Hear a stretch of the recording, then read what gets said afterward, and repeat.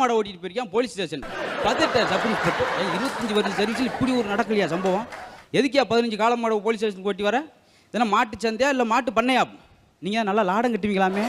பாரு என்ன நினைச்சிருக்காங்க police station. இந்த சிலர் திருத்தவே முடியாது.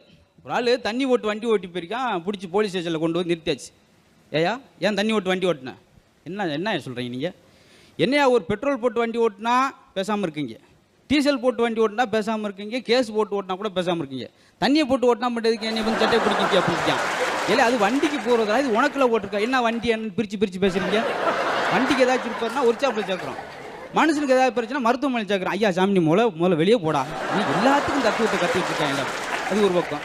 இன்னும் சிலரை பார்த்தீங்கன்னா ரொம்ப அபரிதமாக போயிடுவான். ஒருத்தன் கோழி முட்டையை கொப்பரையில் கவுத்து உட்காந்து கதை எழுதிருக்கான். நம்ம பேனாவில் எழுதினாலும் போதும், கோழி முட்டை 25 முட்டையை வச்சுட்டு கதை எழுதிக்கிட்டே இருக்கார். என்னையா கதையில் கரு இல்லைன்னு எவனும் சொல்ல